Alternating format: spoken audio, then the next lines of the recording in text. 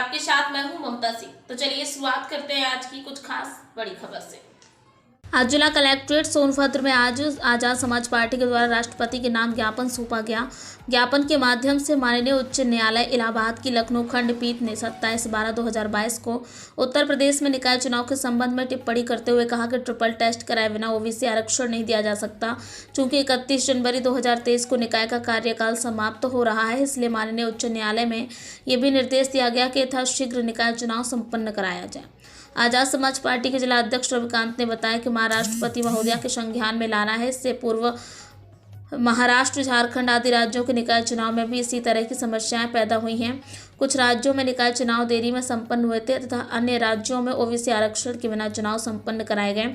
इससे लोकतांत्रिक प्रक्रिया बाधित हुई है और पिछड़ों के अधिकारों का हनन हुआ है। इससे बाबा साहब अम्बेडकर और राज्यपाल सिंह मुंडा के द्वारा संविधान सभा में आरक्षण के लिए किए गए संघर्ष और उनके सिद्धांतों को चोट पहुंचती है। महोदया, सुप्रीम कोर्ट ने 12 साल पहले ही निर्देश दिया था कि निकाय चुनाव में ओबीसी आरक्षण के लिए ट्रिपल सर्वे का पालन किया जाए, लेकिन अधिकांश राज्य सरकारों ने इस निर्देशन की अवहेलना की है। वस्तुतः ओबीसी जनसंख्या के आंकड़े नहीं होने के कारण निकाय और पंचायत चुनाव ही नहीं बल्कि अन्य सरकारी नीतियों के समुचित क्रियान्वयन में समस्या आती है। महोदया, आपसे निवेदन है कि यूपी सहित अन्य राज्यों को निकाय चुनाव के लिए नोटिफिकेशन से पहले ट्रिपल टेस्ट कराए जाने के और ओबीसी आरक्षण से सुनिश्चित करने के लिए निर्देश प्रदान किए। महोदय, एक अन्य बिंदु पर हम आपका विशेष ध्यान आकर्षित करना चाहते हैं कि निकाय चुनाव में आरक्षण जैसे मूलभूत अधिकारों के संरक्षण और अन्य सरकारी नीतियों में हासिले समुदाय में समुचित क्रियान्वयन के लिए आवश्यक है कि संपूर्ण भारतीय समाज के जातिवार आंकड़े उपलब्ध हों।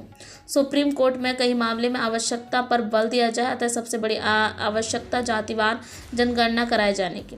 हमारी मांग है कि अतिशीघ्र जातिवार जनगणना कराई जाए ताकि सरकारी नीतियों के समुचित क्रियान्वयन के द्वारा देश में सामाजिक न्याय स्थापित हो। बाबा साहब का सपना समता व स्वतंत्रता के साथ देश में बंधुत्व स्थापित करना था। जाहिर है कि सामाजिक न्याय के लिए बंधुत्व स्थापित नहीं हो सकता है। देश के सभी समुदाय के समानुपातिक प्रतिनिधित्व के बिना लोकतंत्र सार्थक और समृद्धि नहीं हो सकती है।